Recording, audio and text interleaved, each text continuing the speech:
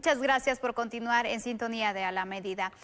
Hay que tomar en cuenta situaciones económicas y una de ellas es el tema de las remesas, que por la crisis del COVID-19 también se podrían ver afectadas. Hay estudios de CEPAL y de otros organismos que indican que se podrían ver perjudicadas con una disminución de entre el 15 al 30%.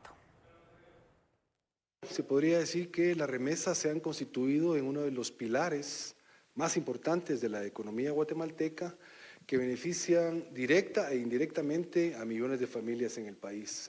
Directamente, pues a quienes reciben las remesas, e indirectamente a todos los sectores de la construcción, comercio, financieros, etcétera, que de alguna manera han incrementado la demanda gracias al envío de estas remesas. Es por ello que con el descenso de envíos se debe pensar en estrategias para hacer frente a este impacto económico. Obviamente apalanca las grandes necesidades que tienen las familias, pero requiere que sobre todo se pueda ir transitando al uso productivo de la remesa. ¿Y cómo es ese uso? Ese uso tiene que ir acompañado del Estado, de las instituciones como el Mineco, las pequeñas y medianas empresas que pueden ir desarrollando emprendimientos o acompañando estas iniciativas, estos fondos que en alguna medida migrantes dan a su familia y que puedan invertirse de mejor manera. Muchas familias definitivamente cuando reciben las remesas pues se dan ciertos lujitos, ciertas compras que no son fundamentales y hacia ahí creo que pueden ir orientadas algunas recomendaciones para eficientar el uso de estas remesas. También considerar la posibilidad que las comunidades y sus diásporas también estén conectadas para apoyar en proyectos comunitarios, ¿verdad? Es lo que le llaman las remesas colectivas y sobre todo creo que es un momento para apreciar desde una manera mucho más humana y de una manera mucho más solidaria el sacrificio que las familias experimentan cuando tienen algún migrante en el exterior. Sin embargo, la pandemia podría abrir oportunidades de contratación en Estados Unidos en actividades agrícolas. Por el otro lado, cómo la política de Estados Unidos está cambiando y también tiene una mirada hacia ampliar la posibilidad de aperturar visas de trabajo temporal para la región centroamericana, no solo para el sector agrícola, sino también de servicios y del área de salud. O sea que estas condiciones van a tener un efecto muy importante. Por un lado la merma, pero por otro las oportunidades. Se estima que más de 6 millones de ciudadanos dependen del envío de remesas. Para este año se esperaba un ingreso de 11.000 millones de dólares. Sin embargo, esta cifra será evaluada por el Banco de Guatemala. Es que no queda ninguna duda, es simple y sencillamente indiscutible que para muchos millones de guatemaltecos, concretamente alrededor de 6 millones de habitantes de nuestro país, Sandy, los ingresos que constituyen las remesas que se generan allá por nuestros migrantes en Estados Unidos es uno de sus principales aportes y sostenes económicos. También es obvio y se puede deducir que el comportamiento económico del guatemalteco no siempre con las remesas específicamente, entre otras cosas, privilegia la inversión del dinero, sino que lo gasta a veces en cuestiones muy superfluas. Muchas veces se ha logrado establecer que el dinero recibido se utiliza para gastos que no son prioridad y menos para el ahorro, y esto es dramático en una situación como la que se vive en este instante. Evidentemente, Sandy, la crisis del COVID-19, junto a los problemas conexos con la pérdida de trabajo, las deportaciones, afectarán sin ninguna duda el flujo de remesas a Guatemala. Yo no sé, de esos 24 millones de personas que han perdido hasta el momento en Estados Unidos su trabajo, ¿cuántos guatemaltecos habrán allí?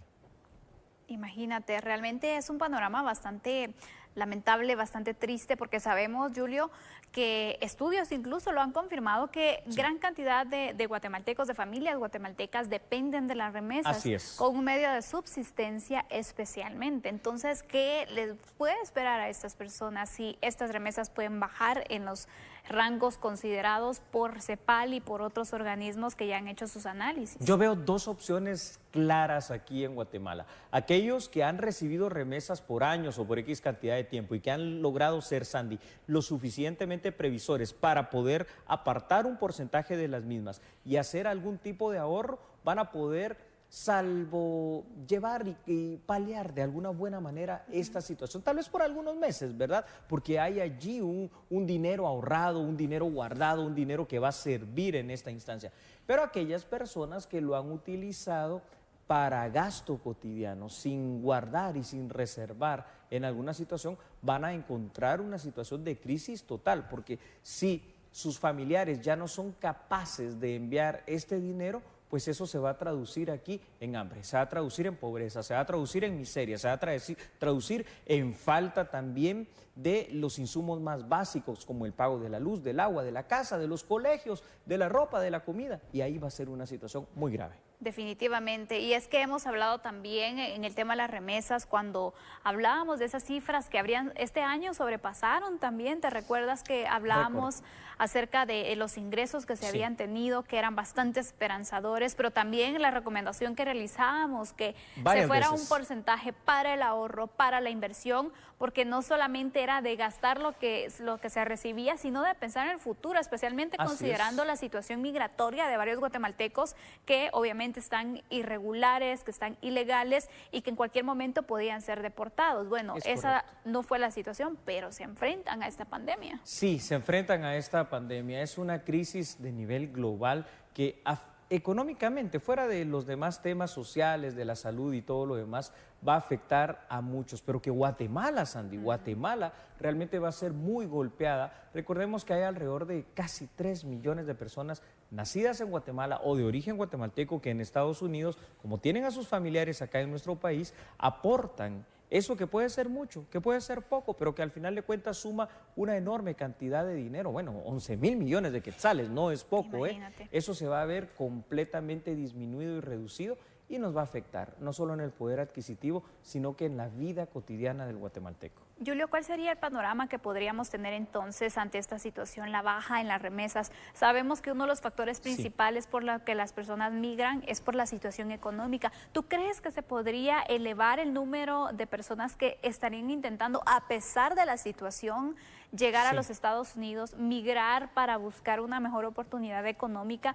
¿Cómo ves tú el panorama? Yo creo que esto indudablemente hay que esperarlo, ¿verdad, Sandy? Porque ante la situación de una persona en la familia deportada o de una persona que ya no puede enviar el flujo de dinero a través de las remesas, siempre hasta está como una situación de querer llegar a hacer lo que el otro hizo, y es una cuestión aspiracional. Tú lo conoces muy bien, en el interior de la República hay muchos municipios en los cuales hasta hay pocos hombres, porque casi todos migran desde edades muy tempranas. Con una situación económica como la actual, definitivamente este es un aliciente, y más que aliciente, se vuelve una necesidad. Esto se puede incrementar de una manera terrible.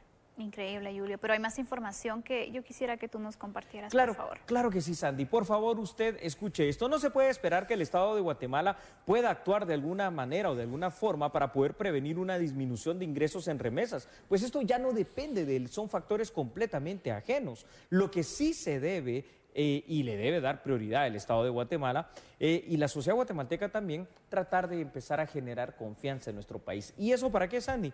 Bueno, para crear la certeza jurídica, para crear la seguridad y poder, después de esta crisis del COVID-19, atraer la inversión extranjera. ¿Y esto qué es lo que conlleva? En la medida que se logre que más empresarios nacionales, pero por sobre todo empresarios extranjeros, abran operaciones, creen más plazas de trabajo, evitaremos la migración, se generará más bienestar y más riqueza. Y una gran lección, que es lo que creo que hemos venido hablando, no solo hoy, sino que en varias ocasiones, tú lo has mencionado muchas veces, empezar a formar una cultura del ahorro, porque hay tiempos de vacas gordas, pero cuando llegan las vacas flacas, que hasta bíblico es bueno tener allí de dónde poder echar mano. Definitivamente, y recordemos algo a nivel general también.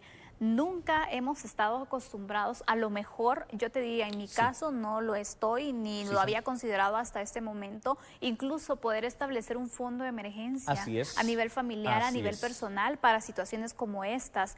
Y esto va a depender mucho también de esa cultura del ahorro, es decir, ese ahorro puede ir como esa emergencia, ese imprevisto que puede surgir. Entonces, parte de nuestras finanzas se tienen que ir adaptando a estas situaciones, y no se le olvide dentro de su presupuesto una parte, ahórrelo para estas situaciones. No sabemos cuándo podemos enfrentarlas, hoy la estamos viviendo, y es bueno que nos vayamos preparando. Una gran lección que también nos deja el COVID-19 para nuestra vida. ¿Terminamos este análisis? Vamos a la pausa, Julio, pero al volver, ¿nos puedes adelantar el tema, por favor? Claro que sí. Hubo destituciones hace un par de días en el Ministerio de Salud Pública. Ahora ya el Ministerio Público está investigando posibles actos de fraude y de sobrevaloración. Después de la pausa, el análisis y la información completa. Por favor, acompáñenos, ya volvemos. Así es, no cambie, somos a la medida. Exponerse al sol o a temperaturas superiores a los 25 grados centígrados podría prevenir el coronavirus. No.